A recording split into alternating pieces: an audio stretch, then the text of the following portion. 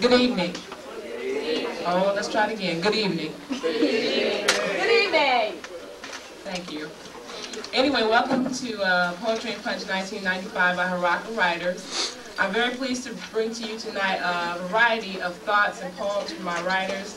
The front line on your program says, "Experience a journey into our diverse universe." What that means is tonight everybody has an individual thing that they will be talking about involving their thoughts or their views on whatever topic they have. And they're going to present that to you tonight. So I hope everybody can relax, sit back, and enjoy a good night of poetry. So I'm going to go ahead and get started with our first writer, Rasheen Kennedy.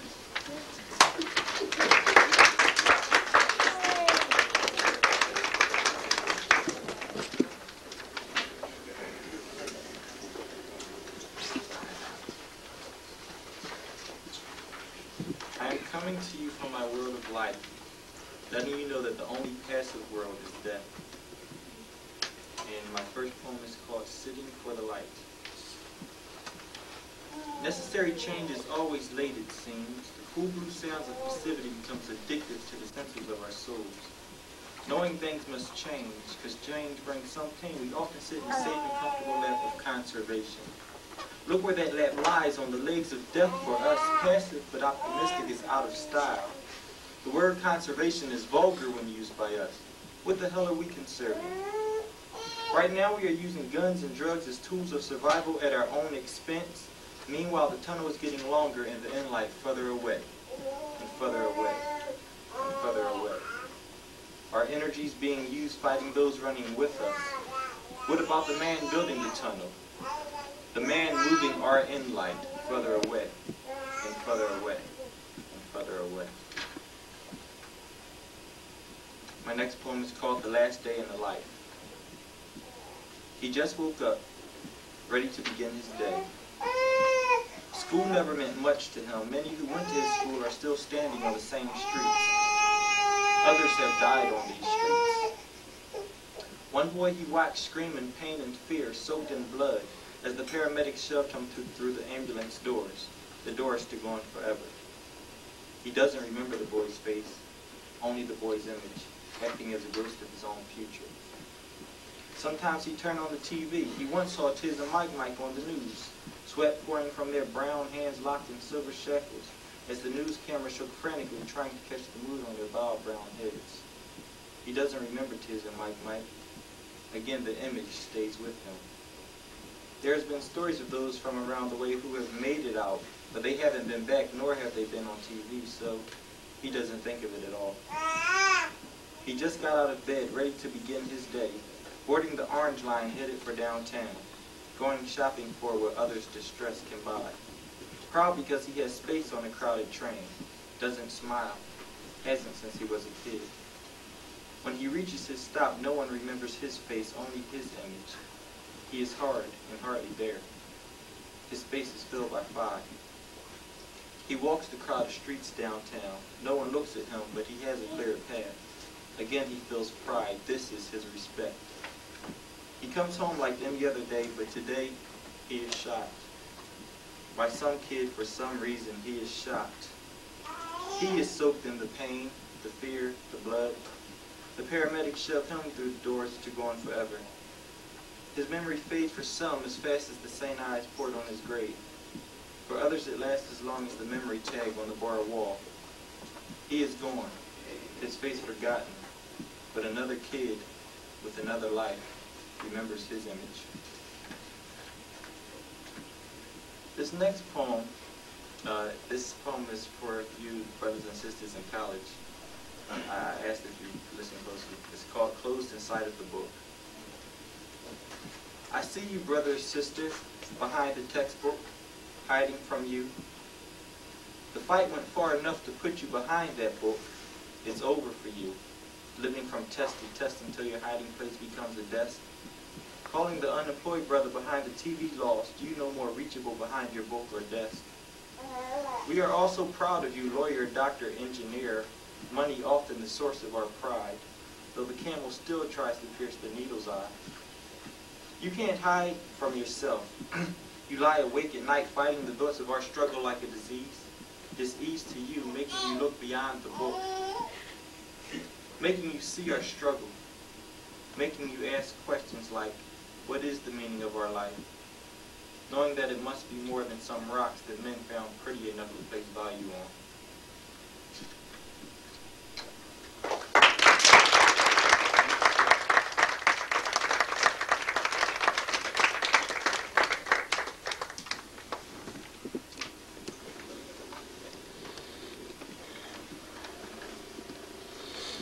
Listen. Untitled. Mother, sister, daughter, friend, palest beige to midnight, your eyes unmined gems. When did you forget you were beautiful? When you see him, 3 weeks after our souls collided, 3 weeks after he stayed all night, 3 weeks after his kisses magic, 3 weeks after the lovin' hot, hard, soft and slammin', 3 weeks after the sunrise divine in his arms, 3 weeks after, with no phone call. You accept, baby, I was really busy, thought of you every minute, just couldn't get away. When can I see you again? With a step and fetch it smile, slightly wet panties, and 7 o'clock Friday whispered in anticipation. Do you need the long-forgotten call in the moonlight? Gathered round the fire, logs crackling, feet stomping, a celebration of our womanness. In circles, large, small, we touched each other, shared strength. Wisdom passed from breast to mouth, back again. His woman is, fill in the blanks, out of town, on her period, a virgin, a prude, a bitch. He tells you as he unwraps, opens, enters, we're not going to be together much longer. And you imagine introductions. This is my girlfriend. And tell us its advantages. I get all I want, and my weekends are free. But forget, most importantly, he cheats on his woman. Many moons ago, our grandmothers held us tight in the darkness, smoothing our sleeping brows, memorizing each crease and wrinkle, as if this night could be the last. In the morning we might be gone, reduced, a sharp and painful memory. They held us as if we were their own, each taking with us their midnight hopes and dreams. When did you forget you were cherished? We still gather sometimes, in circles, large, small, touching and sharing strength, rocking our children, teaching them not to forget. Look for our fire through the shadows. We will gather you in our warmth and tell you what you don't remember. This next piece is not mine. Unfortunately, I'd be very proud to say that it was. It's a piece that I read quite a bit when I was pregnant, some sort of a prayer for this unborn child of mine, and it brings on a lot of meaning now that I know who she is. It's by Pearl Cleage, and it's called Good Brother Blues. I spend a lot of time talking to my sisters, and in between raising our children and earning our livings and struggling for our freedom and loving our women friends and building a new world, we sometimes, every now and then, talk about the brothers. Invariably, the discussion moves from the vivid descriptions of the various ways in which the brothers stray far and wide from our definition of what constitutes a good brother to wistful expressions of disbelief at the unrelenting shortage in this area, to a resigned sigh and the unspoken question of why there seem to be so many more good sisters than there are good brothers. Now, I will admit that these are complex questions to consider, but how can we arrive at the correct position on the issues of the day without confronting them? Is Marion Barry, for example, a good brother with a few personal problems, under siege from the forces of racism and evil, or a physically abusive woman-hater who regularly lied to his wife, manipulated his female employees and acquaintances, and backhanded his lover so hard he knocked her down before she had ever met any FBI agents? See what I mean about the complexity of the questions? But I am optimistic. I believe we can work it out. I believe we have to, and that time is getting very short. So as part of that move towards clarity, I offer the following report from the front lines as part of our continuing examination of whatever it is that is going on between black men and black women. Our latest research indicates that part of the problem is that most brothers don't have any clear idea of what we think a good brother is. This means that there is a strong possibility that it is their confusion and not their ill will that makes the gulf so wide between us and them. Perhaps the problem is that we haven't given them this current, up-to-date, cross-referenced definition to work with. Maybe they are just sort of marking time, following their own black male instincts until we reach consensus and begin to spread the good word. And maybe, in this terrible vacuum of values and standards, they are simply following the lead of their violent white male counterparts, a thuggish group of homophobic, woman-hating ne'er-do-wells whose commitment to sexism is matched only by their absolute dedication to racism and their continuing quest to control as much of the world as they can get their greedy, warmongering hands on. Assuming that this is the case, and I know that comes under the category of giving the brothers the benefit of the doubt, but we have almost nothing left to lose and everything to gain. So assuming that this is the case, I think it's time we put forward a working definition of who and what we are looking for. We are looking for a good brother. We are looking for a righteous brother, a real righteous brother. Not one of those singing white guys who made the loss of love sound so intensely intense that you had to fall in love every time the record came on. We are looking for a real righteous brother. And all grown up, ain't scared of nothing and knows it's time to save the race righteous brother. A good father, good husband, good lover, good worker, good warrior, serious, revolutionary righteous brother. A tuck the baby in at night and accept equal responsibility for child raising and household maintenance chores righteous brother. A generate a regular paycheck or provide evidence of mutually agreed upon full-time alternative services to the race or to the family, such as playing a saxophone or writing novels, providing community defense, or taking primary responsibility for children's nurturing and education, righteous brother. Or read a book and play a tune and dance your slow dance, sweet and low down, righteous brother. A love black woman, protect black children, and never hit a woman, righteous brother. A turn off the TV and let's talk instead, righteous brother. A turn off the TV and let's make love instead, righteous brother. A stay at home because that's where you want to be, righteous brother. A brother who can listen. A brother who can teach. A brother who can change for the better. And a brother who can move towards the center of the earth. A brother who is not intimidated or confused by the power and the magic of women. We are looking for a righteous brother, what we used to call a good brother. A brother who loves his people. A brother who doesn't hit or holler or shout or stab or grab or shove or kick or shake or slap or punch women or children. A brother who doesn't call women hoes, bitches, skanks, pussies, dykes, sluts, cunts, etc., etc., etc. A brother who knows there is no such thing as a rape joke. A brother who uses condoms without being asked. A brother who doesn't call sex screwing. A brother who knows that time and tenderness are more important than size and speed and that reciprocity is everything. A brother who knows that permission must be gained at every step before proceeding. A brother who doesn't describe the details of an intimate heterosexual encounter by saying, man, I knocked the bottom out of it, or I fucked her brains out, or I drew blood from that bitch. A brother who says, I made her feel good. I showed her how much I love and cherish her. A brother who says, I rubbed warm oil on her. A brother who says, I kissed every part of her I could kiss. A brother who says, I made her feel so safe and happy and free that she fell asleep in my arms and her heartbeat sounded like the ocean after a storm. We are looking for a real good brother. We are looking for a brother who will turn the ships around. Now, I know the whole boat question is a serious manhood thing, and I know how dangerous it can be to offer an opinion about any topic that falls within their sacred circle, but I'll risk it for the sake of clarification. We can't afford to have any further confusion on the questions of what does and does not constitute manhood, not from our side anyway. In doing the necessary research to put forward our working definition of a good brother, it came to my attention that some brothers feel that we, their sisters, are given mixed signals when it comes to the manhood thing. We want, they say, all the protection and safety offered by a strong man, but are unwilling to accept the presence of a warrior's heart. We, they say, are responsible for any confusion that exists on the manhood questions.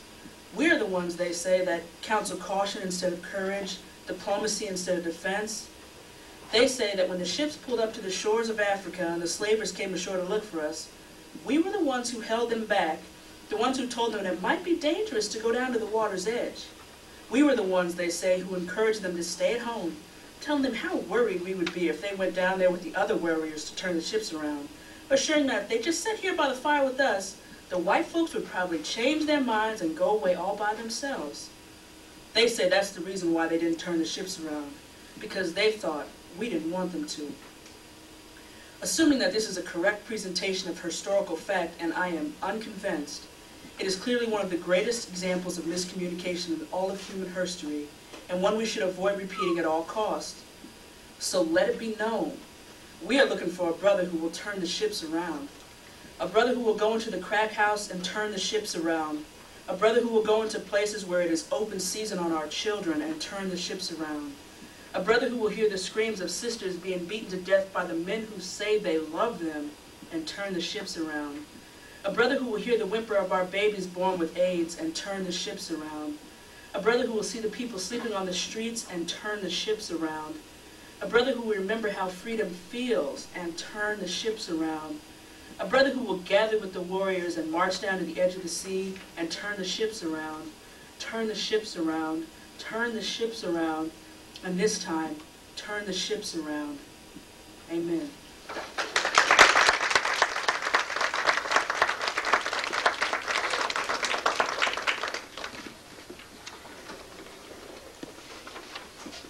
Hello, my name is Terry Mingo, and tonight, my world is inside Pandora's box. First piece, inside Pandora's box. Mom, is that you with your face in your hands crying in the dark? Mom, don't cry. I know why you're disheartened. No, but I do understand. I know that so many ain't coming back. I know my hunger is only temporary. I know that he will never, never raise his fist to you again. I know, Mom. Because you see, Mom, yesterday, while I was playing in the street, while the sky hung low with those heavy cumulus clouds, and the wind blew dry autumn leaves around my ankles and feet. Yesterday, Mama, I saw rainbows in oil puddles. Rainbows, Mama, right there on the pavement, and feeling high with my elation and discovery of my find. I dared to touch those rainbows, touch the violets, the hues of blues, and the gentle maroons, but I did not, because those weren't my rainbows, Mama. They belong to you, and that woman trapped inside Pandora's box. She does not cry, Mama. Even though she does not know where the darkness ends and the walls begin, she does not cry. Instead, she huddles, curled with her head and knees against her breast, and smiles as she sees those rainbows in those old petals, Mama. So don't cry, Mama, for you do have rainbows in waiting.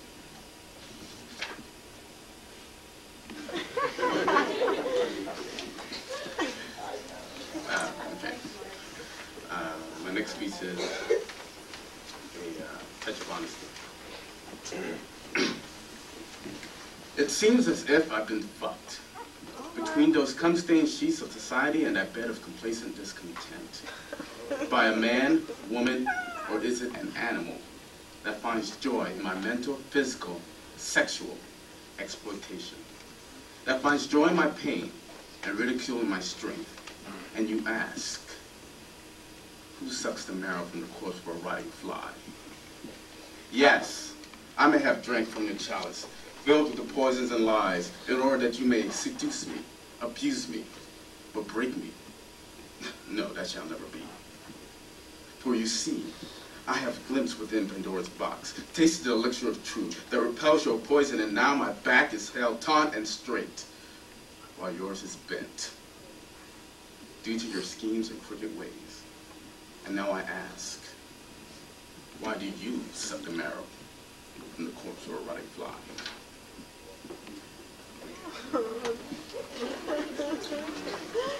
My next piece is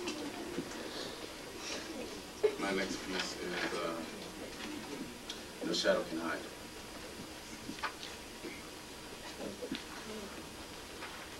Morning light filters in through my blinds. Funny how I never really noticed how the light reflects from the walls to become soft into an almost unearthly glow that radiates throughout the room, creating shadows where shadows need not be. Like that one that hovers and lingers around and over the lace panties and bra, trying to feed you, but you are not really here. You're merely a product of an overactive, but rather inactive imagination. But you see, you are. And no shadow can hide your reality, or that darkest smile upon your face. No shadow can hide. And testing reality, I run my fingers under the curves of your breasts, down the length of your torso, down your hips, down your legs, and still charged with that after-sex electricity, you shiver at my touch. A shiver that no shadow can hide. And now, our friends, those morning birds, sing to a sun of burnt orange and yellow, sing to a glory of a new day, sing to the opening of Pandora's box, sing to the glory of our reality, that no shadow can hide, that no shadow can hide. This is my last piece, again by Salted Winds. It's called Along This Road. Along this road, for so many years untold, he has walked soulless upon bloody feet, feet marred and disformed, shuffling more than stepping across a path of glass shards and gravel. His shoulders are bowed, his head hangs low with his chin nearly buried within his chest, hoping, wishing, wanting that the earth should open under those marred and bloody feet to swallow him whole, to vanquish the tired soul.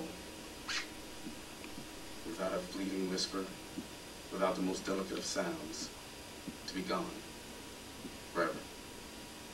Along this road, somewhere between that immeasurable expanse of time, between now and then, she saw him. And through the discomfort, through the pain that flowed through those shards to her feet, she smiled. One of those smiles. She touched them with one of those touches. And for that moment, for that fraction of eternity when moons collide and galaxies are created, they knew. From their brief crossing, they knew of the power of their union. They knew of the possibility of loving and the probability of being loved. And they knew that along this road, there was hope in finding hope, and hope in finding another.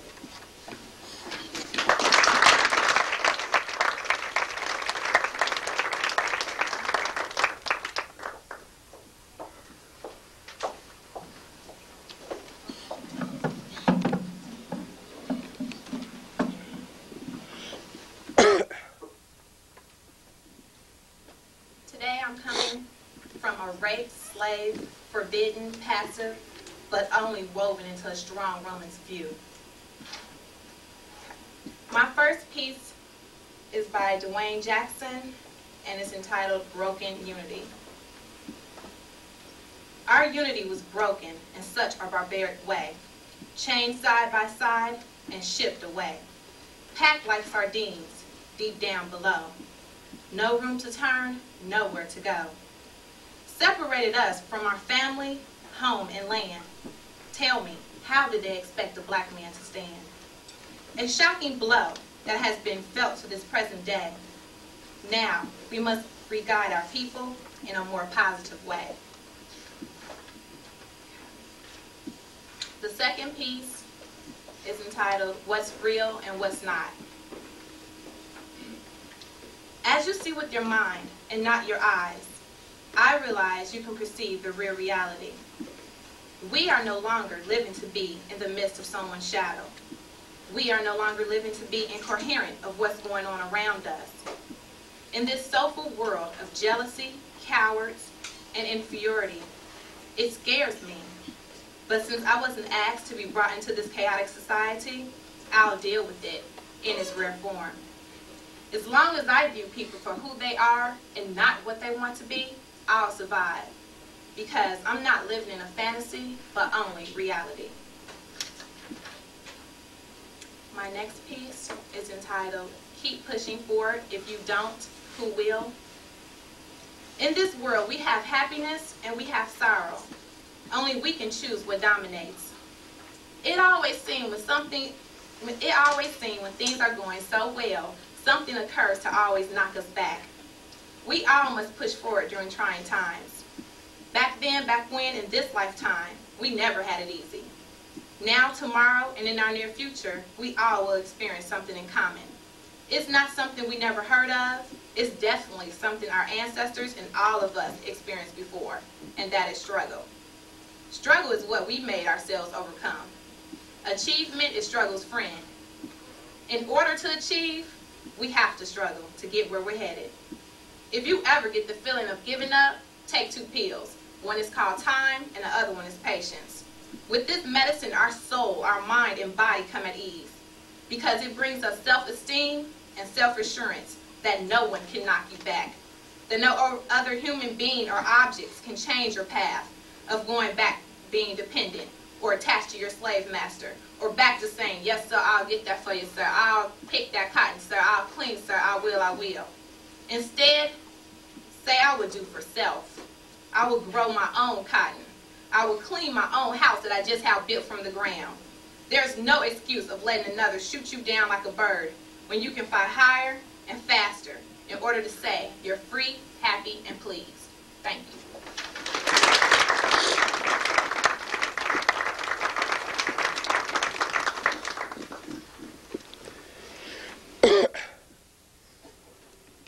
Good evening. My name is John Curtis, and a few of my poems that I have here tonight center around perspective, or my perspective.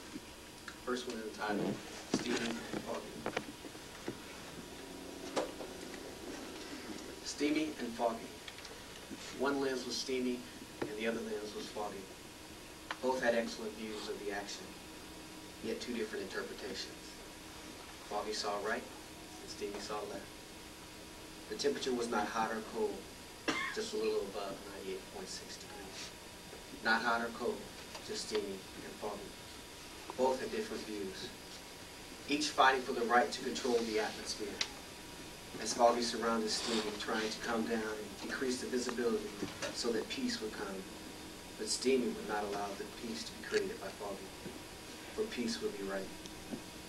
Steamy and foggy, not hot or cold, just steamy and foggy. Both had different views. After a stirring of the atmosphere, Foggy stretched back and surrendered to Steamy. In the end, Steamy overcame Foggy. Steamy and foggy, not hot and cold, both had separate views to the action and different interpretations. The next piece I have is entitled In the Spotlight.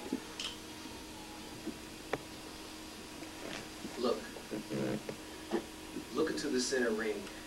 Look at the light shining as a moon in the dark sky with all the stars surrounding it. It's like a magnifying glass lens with the piercing ray of the sun burning the ant on the ground. Look closer. Pick out the imperfections in the diamond. A broken facet here, and some clouded hues there. Look for yourself. Look at the speck in their eye. Look at what they always harp on. You have to count from 1 to 10, not 10 through 1. Others count even, and some count odd. Is their way wrong? Yes, all are equally deficient. But each are inseparable from one another. Each are too blind to see that we are equally one. Designed to be, created to be, commissioned to be, like the Father, the Son, and the Spirit. Look who is really in the spotlight.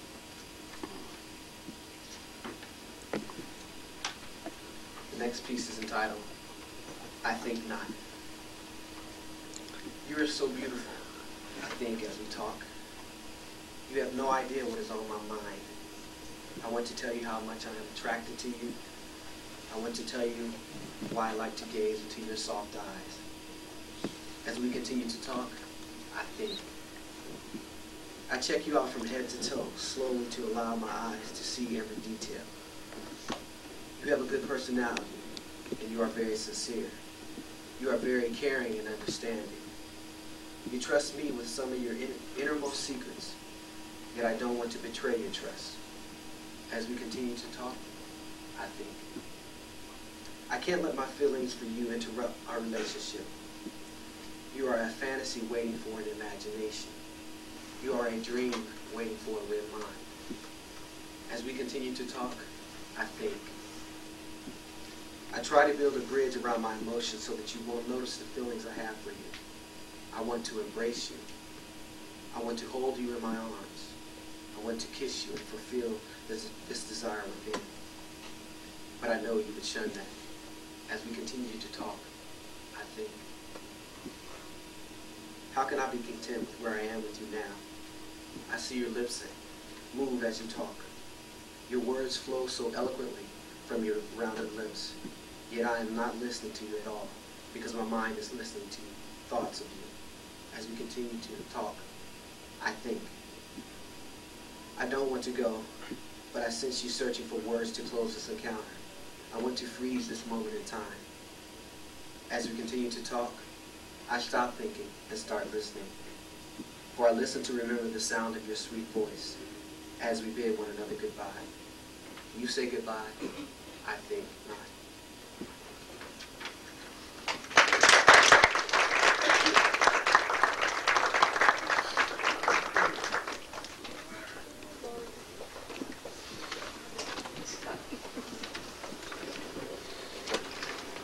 Hello. For those of you who don't know, I'm Yvette, and my world is emotion. This first piece is untitled. I have many more faces than you know, more than you will ever see. What I am, you may not perceive me to be. I have more sides to me than my heavenly sign will ever show. There's more to me than I even know. My emotions are personified into lives of their own. No face is the same, no day like the next. Different thoughts in the same mind. Don't trust your eyes, look with your heart. Don't analyze and dissect with thought, read with your soul. There is more to me than meets the eye. Come with that old astrological thought and metamucil theory. Come into my world. Take things not for what you think they are. All faces, moods, and sides and comments make me. This next piece, it isn't on the program, but it's entitled, What Is It? Why is it that all my work is filled with so much anger, hurt, frustration, pain, disappointment, and absolutely no love? What is it? I feel more than anger and pain. I feel more than frustration. Could it be that these painful notes are to fill my song of life? I sit and think, and the only love I feel is when I write. What is it? I have more in my heart than pain. I have more in life than frustration. I have experienced more than disappointment. Reaching deep down into this abyss I call a soul, I feel for hope or happiness, but I am just drowned in an undertow of darkness. What is it? This is all I want to know. From a distance, it sounds like the scream of a damned soul. As it grows closer, it is a discerning voice. What is it, you ask? It is you, the only you that you see, the only you are comfortable to be. And this piece is entitled To Be. To be held by wanting arms, to be held by loving arms, to feel safe in those arms, to live and die in those arms, to be touched by the hands attached to those strong and loving arms, to feel the soft caress of those hands, first down my spine, then up my side, circling the small of my back, tracing the curve of my breast, to have the fingers on those beautiful hands attached to those strong and loving arms, glide down the nape of my neck, softly touching my full lips, lightly caressing my face, to have those fingers walk down my bare hip, to have your lips kiss mine, to feel your warm breath on my neck as you make your way to my chin, to feel the cold stream of water drip down my back from the ice cube you hold in those hands. The soft feel of your lips on my stomach, then on my inner thigh, making you move right down your path just to follow your treasure trail. I'll follow and feel your every move, just waiting to do the same to you, only to end up back where I started, in those arms.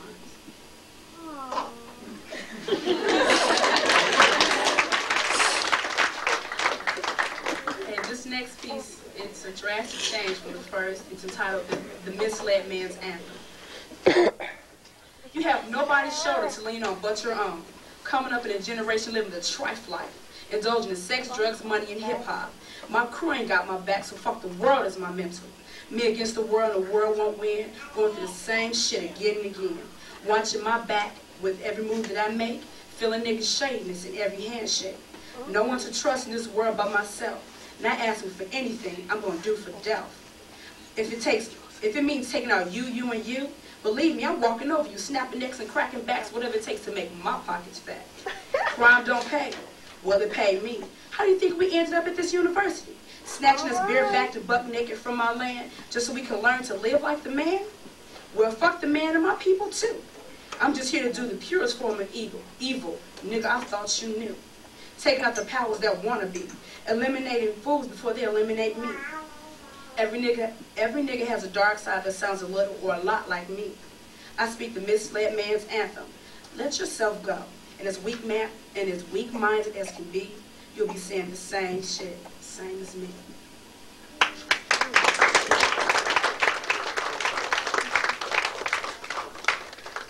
And my last piece is entitled, Just in Case You Wonder.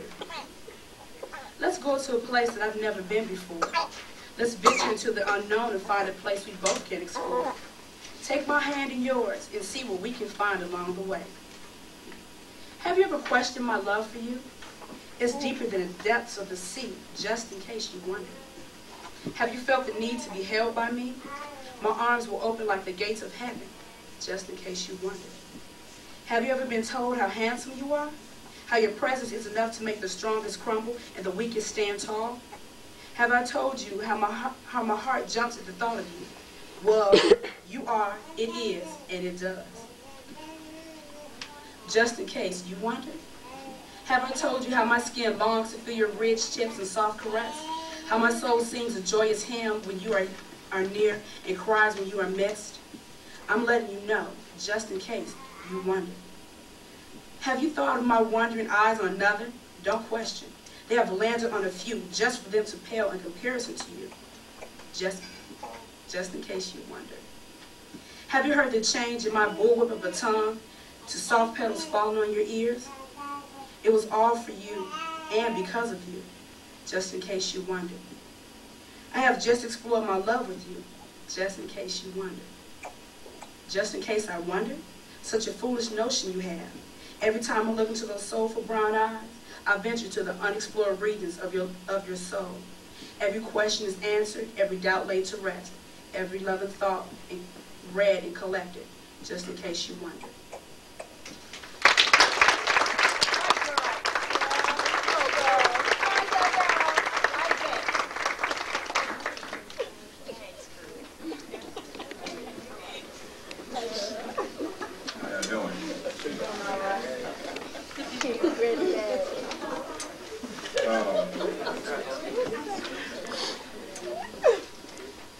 My theme is called Facets of Love. My first piece is called Lampshade.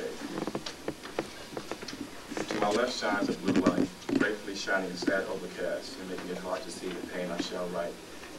I turn on this blue to feel comfortable in my surroundings and at peace with myself, because pain is my home and wanting my sorrow. My curtains are pulled first to stop any hope of entering or aspirations from being dispersed. I put a bottle to my lips, attempting to ease my pain, but I quickly realized that I cannot eat or drink at the thought of you, even though our love has changed. It's a shame that you disallow my confusion to be drowned, unintentionally removing the agents that's used to wipe away the makeup of this clown. If only I knew that kiss would be our last, and our present and future would tumble, becoming our past, my last would have been more humble. If only you knew how much I needed you, then maybe you would have stayed, or maybe we should have prayed, asking that our band of happiness stay in tune. Or maybe I'm just alone, and all the maybes in the world won't bring you back. This is one thing I do know. Damn, my light just blew out. The second one's called Removing Eyelids. Might be coming, so please skip before we moment. Thank you.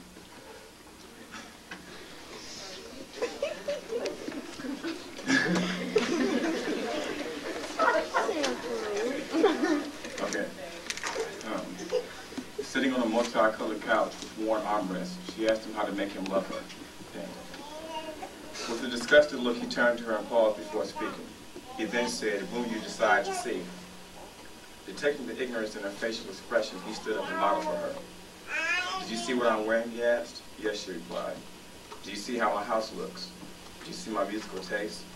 Do you see how my room looks the same way after you rearranged it? Do you see how I took heed to your suggestion on how to separate my dishes? Do you see how I have the lamps your eyes sparkled at in the furniture store?" "Yes," she replied, "but how will that make you love me?" He continued, "Do you see how I've cried with you? Do you see how I've lied to myself for you? Do you see how I groomed your liking? Do you see how I continue to ride even though I don't like biking? Do you see how my words and my writing reflect how I care? Do you see how, when I have nothing, I still find something to share? Do you see my smile in our photographs? Do you see how I glow when I see you play with children? Do you see how I alter my future to ensure that we're together? Do you see how when you fall asleep on the couch, because you're too tired to come upstairs, in the morning you have a pillow under your head and covers around your body? Have you checked the refrigerator lately? Have you seen the cucumbers I hate, the milk I cannot digest, and the cinnamon roll that only comes from the lawn? You know I hate cinnamon rolls." She interrupted, "But you're not telling me anything. I want to know how to have you forever." He shook his head and said, "Just open your eyes to the little things, because before there were mountains, there were hills, and every ocean was once a stream." He then took her closer to dry things.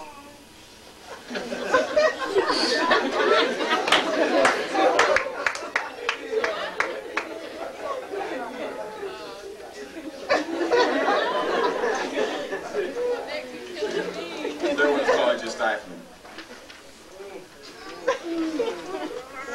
When you ask why I do not sleep, it's because I am unable to write anymore, and that is due to you. The syllables written prior to your witness were calling out to you, were beating for you, were entreating you to breathe oxygen into your raging fire that I wish to consume. The kisses that you read about are now accompanied with my lips, and now you feel, as well as see, me outlining your soft brown hips. My scenes of love, which written becomes the play, are now performed at night and by day, in every way. I do not sleep because my love never sleeps. I am a three-dimensional representation of my words, the flower that blooms from alphabet seeds, the dandelion which sprang from the company of weeds, and the consequence being my refusal to bleed. I can never write when I'm with you, but if that is a price to pay, then I don't want to. I will give that life away to live in your world, as long as you let me compose on your mind, soul, and body. The last one is called Night Mile with Love Mine.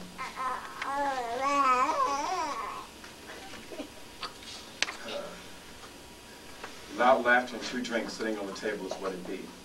An almost gone split sits in the ashtray, and a pack of paper stares as the lighter rests on the side. You get some water just a minute.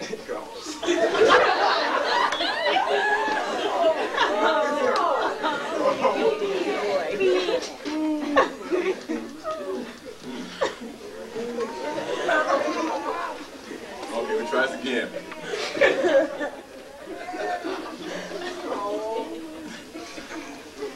Night Mile with Love Mine. Loud laughter and 2 drinks sitting on the table is what it be. An almost gone split sits in the ashtray, and a pack of papers stare as the lighter rests on the side. Conversation is filled with remember wins and the funniest thing that happened to us this past week. An occasional kiss accompanies the untimed pauses, as smiles pour our lips when we make direct eye contact. You sit there in some cut-off shorts that hug your thighs and cover your soft ass. Your old, oversized collared sweatshirt with the frayed collar hangs cutely off your medium yet curvaceous frame. Your white socks folded to the ankles accentuates your look of comfort with a touch of innocence. And the silver rings, bracelets, and hoops splash the humble style with primitive sophistication. After a 5-minute pillow fight and 10-minute moment of affection, we cook a vegetarian dish garnished with some wine, playing all the while and stealing kisses again. We dine at a square table with candles burning at each corner to protect our love from darkness and to show our happiness to every end of the earth. As we hold hands and repledge our love to each other, my thumb runs over your engagement piece, and Donnie's a song for you takes on a whole new meaning. My mind drifts to the image of you in African dress, coming down the aisle to my outstretched hand, being forever mine. This smile and soft voice now break my trance. I once again focus on your beautiful face that God kissed before sending it down to earth. Tonight we can go for a walk down the dirt road, or take a bath together in rose petals and strawberries, or massage each other with aromatic oils, or write a poem addressed to ourselves, or dress up for each other and act out each other's fantasies. Or we can hold each other all night long in tight embrace, while watching a movie or lying back and listening to music. You see, it doesn't matter to me. It's a night mine with love mine. A night without negativity or harshness, filled with constructive conversation and affirmation of thoughts. A night of compliments and mutual upliftment, soft strokes of her hair, warm caresses of my fingertips. Making love with minds, not needing to rush because bodies will soon follow. Another night mine with love mine.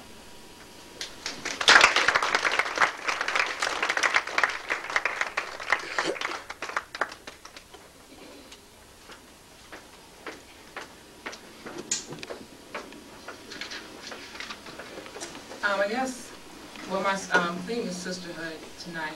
And I guess I'm going to put a little disclaimer on this poem before I read it, because a lot of people think I might be receiving strange looks after I read this. This poem is not directly related to me, even though it's written in the first person.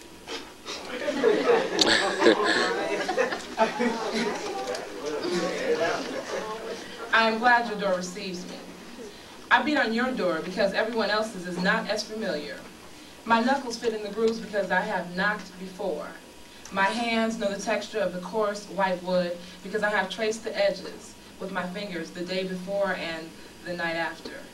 But I'm glad your door receives me with loving eyes, mama-like eyes, sister-like eyes, lover-like eyes. They don't change with anger, fear, and disappointment. These are static eyes that are as familiar as the door that knows my knock. I'm glad your door receives me because Dwayne's, Jared's, Michael's, Corey's, and Red's never did. Everything had to be their way. Dinner at 6, football 7 to 9, sex, not lovemaking, at 10, and asleep by 11, no variation. The routine that became my Bible, not because I wanted to, but because I wasn't used to asking for or being asked what I want, or because I was afraid of wearing your punishment on my face the next day. You taught me that my happiness is just as important as yours, which meant dinner whenever, wherever, cooked together. Relaxation by the fire from dusk till dawn, foreplay, lovemaking, and afterplay, all the time. I am glad your door receives me and knows who I am. We have fought the same struggle, carried the same weight, and now we rejoice in the same arms. I am glad your door receives me.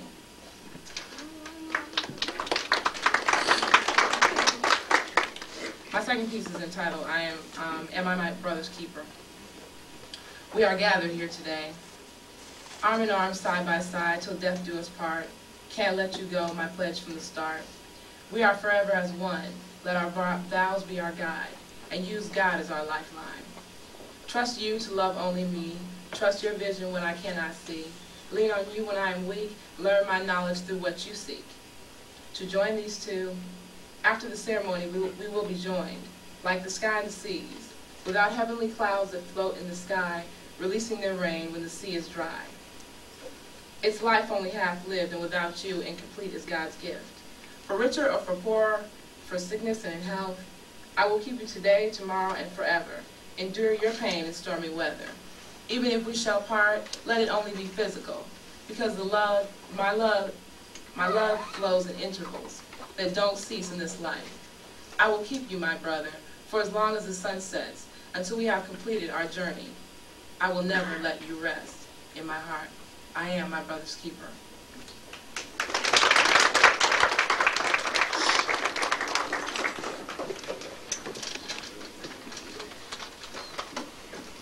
First thing I'd like to do is, Samri Mukuru. First thing I'd like to do is explain my theme, which is Omuti Ogumerire, which I'll explain. There was me and you, Akaba Hario Iwe Nyanyi, in 100 shades of green. Omu Marangi Mengi, color of life, color of everything. Amarangi Gamagara, Namarangi Gaburi, Chintu Chonya. The trunk from which our life and pride grew was uprooted and we were lost. Emiz Yamagara Yao Kukura, Ekwagwa Tahupura. An uprooted tree is you and me. Omuti Oguhamire. Iwe Hamwe Nyanya. an upside-down tree, just trying to survive. Tiguriho, kukagwa, nemizi, teriho, turiho, kankabusha. This is the world of the upside-down tree. Ebe, nibio, bigambu, biangi, omuti, uhamiri. That was an explanation in both English and my mother tongue, Wichiga. The first poem I'd like to read is called Prophecy. As I slumbered, strange shapes appear, each calling me, telling me to look here, walk there, but I did what I felt was right. I walked with heart, not with sight. But see, I did, and these are the things that chanced upon me. This is my prophecy. The roots of an upside-down tree, green leaves out of black branch, from darkness of birth, step another step. Path now eroded, but it can't stop me. I've got a goal, a king to see. A certain king that I've never known called to me. If you can make it this far, I don't see why you should stop walking. But as I did reach his person, stop I did, and his teaching did begin. When I say I and I, say he and she. When I say I say him, her, us, we. To all I hear so far, I acquiesce, I interject. But what of they who are as cold as the gold they covet? And smile, king I see. They shall come around before this darkness shall pass. A fool, foolishly dedicated to being a fool, must one day question the use, the abuse, the misuse of a mind. So it is just time before they shall be. When I say I, voice majestic, I and I, please me. Say he and she, it calls birds. When I say I, it calms seas. I say him, her, us, we. Here now, he continued. Don't spend time sitting down in a waiting room, listening to the nurse, he will see you soon. When you know you sat too long, soon be gone. Get yourself together, face the weather. Leave your one broken leg alone. See if the other leg can take you home. Live for life, love life for the life in you. Sex it on, push it on, soon be gone. And then with no more ado, I stepped on, walking, passing skies, red, yellow, no blue, got happiness. And I press on through, push on through, grass green, with patches red. Some have died to let me tread where I tread. I guess it had to pass. Now the I and I found the you and me. But what of the he and she? And what will the they to turn to I? One day.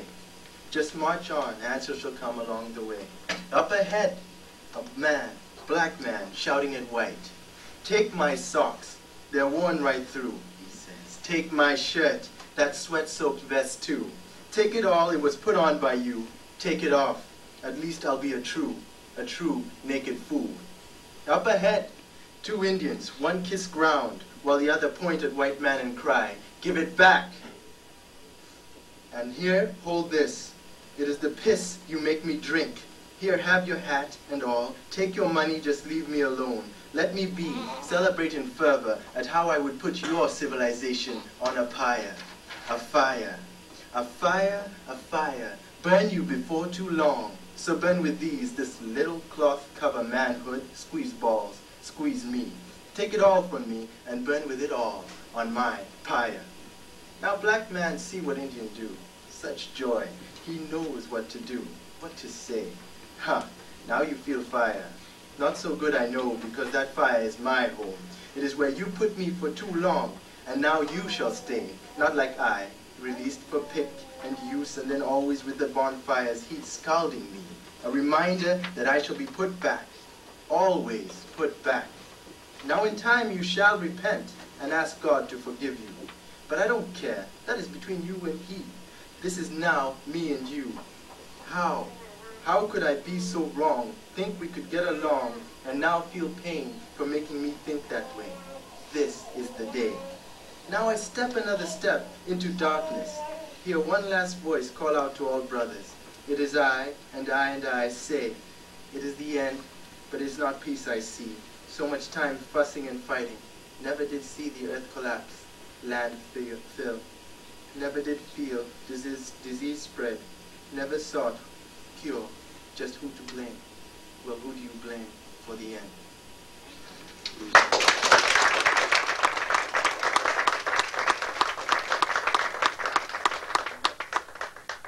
The next poem I'd like to read is not on the list, it's called Dust Under the Door. Each time you smile, it is dust under a door. I know you lie, but it's not what I'm looking for.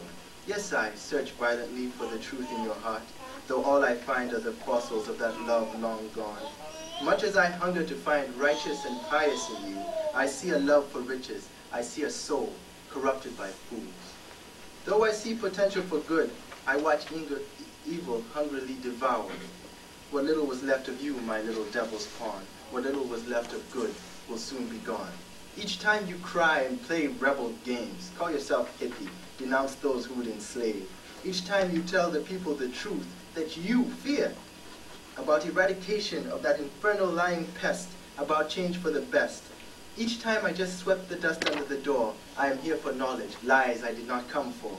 So covet what little is left, but smile at me no more. Those shiny teeth do nothing but reflect the detestable state that I feel now. They do nothing but magnify my revolt at what you have done, at what you have tried, at all I have been denied. So hoard what little you've got, my devil's pawn. What little was left of good will soon be gone.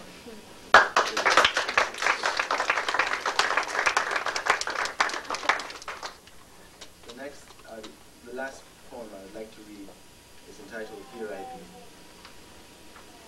Here I be. I am embedded in the dog's howl at night. So strong are the emotions I have found, I have seen. How can I help but cry? Say out loud what the dog says inside. Inside my soul's well of life. There is a wolf that dwells, proudly prowling phantom nights. You had but to draw and see, and give my due respect to me. Oh, how they smile while I sit at command, stand at command, unable to deny man, unable to be more than a jail warden's whore, believing one day he'll let her go. Oh, and look at the dog that tries to play wolf, discarded, put to sleep, put into dog school. Yes, it must be wrong for a dog to yearn to be what it is. Yes, it must be wrong to belong. And so that is why it is then placed in a cage, punishment for returning to nature's way. So let us all cry and pray for the dog and the wolf inside, because when his day comes, ours won't be far behind.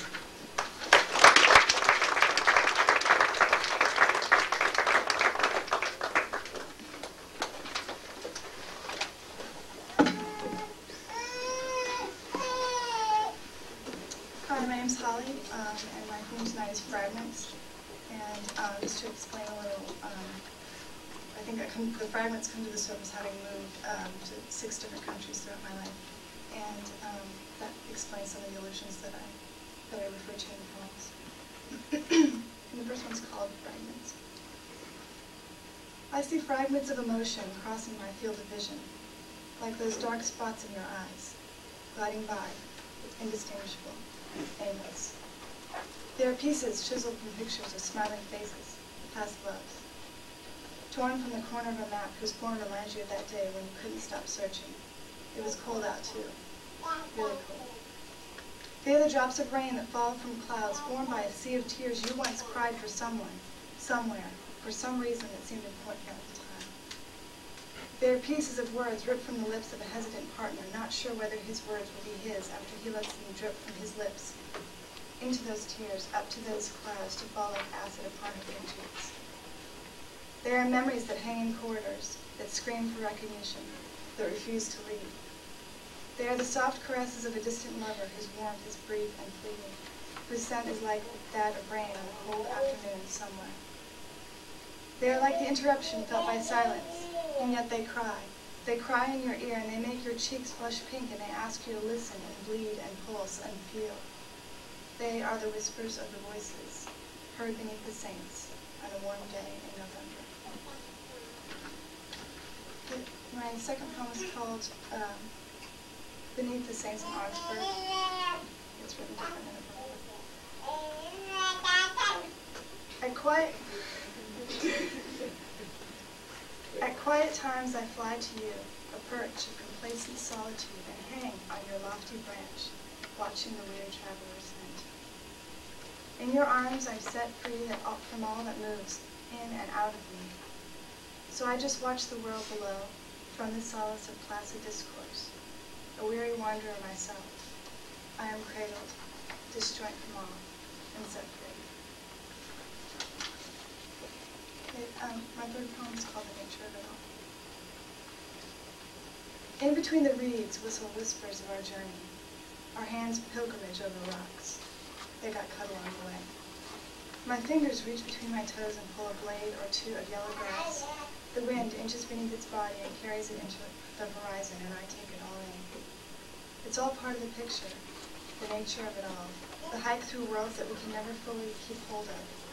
Still our hands, they are proof that we were there, that we felt the textures that line the edges of this place we called home for a while. And so I look out towards the horizon, the blades of grass cutting back and forth with the changing wind.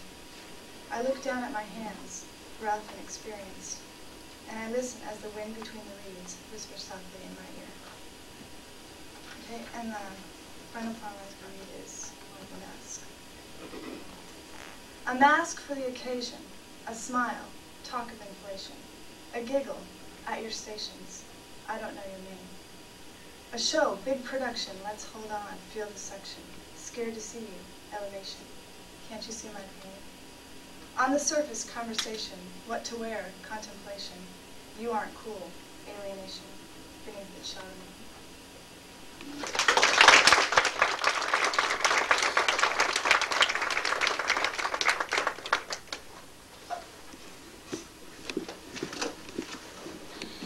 Good evening. My name is Jason Tompkins, and I'm coming from the Illusion of Love. My first piece will be entitled, I Am What You Need.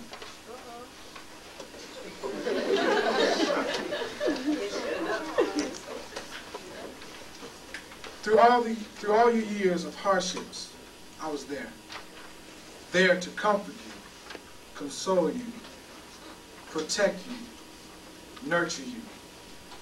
Through the years, like every relationship, we had our ups and downs. And through it all, I never left you. And through it all, together, we made it. You see, it's because I am what you need. And what I need is you.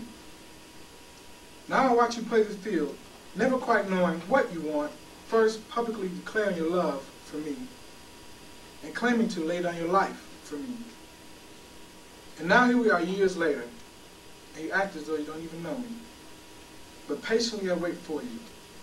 I know that someday we will be together again. Because I know that without me, things in your world will fall apart. Because I know that without you, I am nothing. You see, I am what you need. And what I need is you.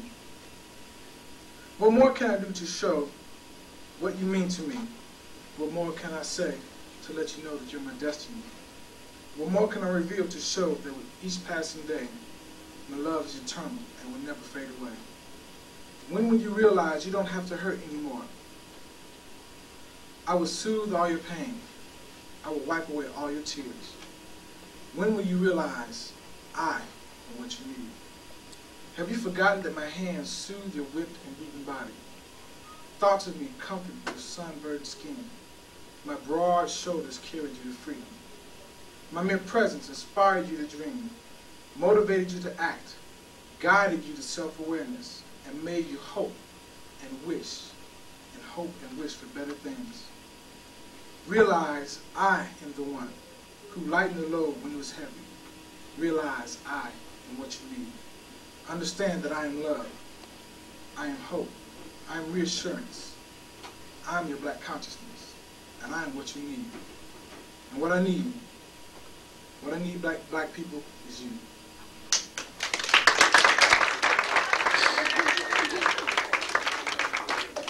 My last piece is entitled So Good.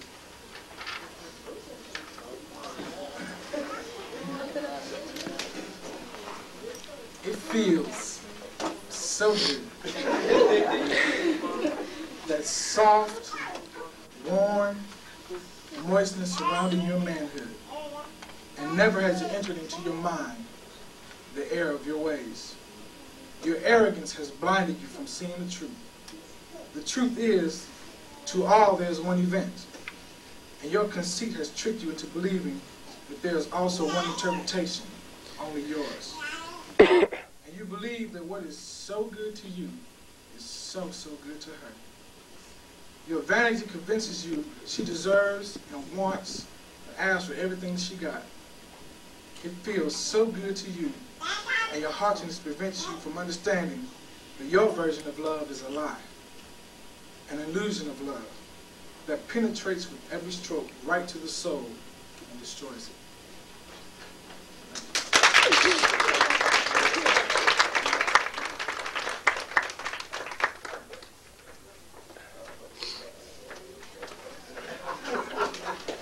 That concludes our program tonight. I would like to thank everybody for coming out on this very cold, rainy night to help support Haraka Writers. But can y'all give my writers one big applause?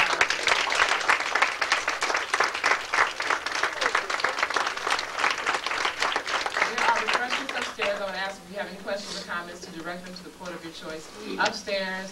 I'd like to thank my writers. I'd like to thank Chris, the assistant director. I'd like to thank Renee Thomas, the interim director, and John, my tech man. I don't know where he's at, but I'd like to thank him too.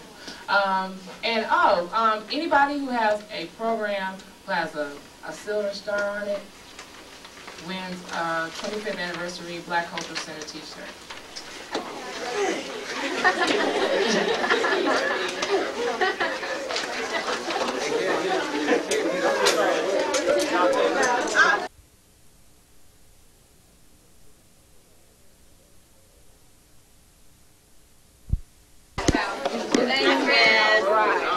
So where's the tape? Hey, Heather. Where's the tape? Huh? You taking it home? Uh-huh.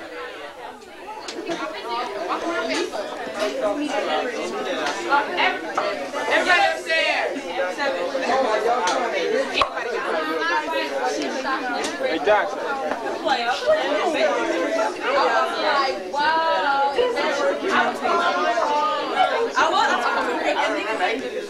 Yeah, that's right. She was just phone call. No. It's about like, I'm about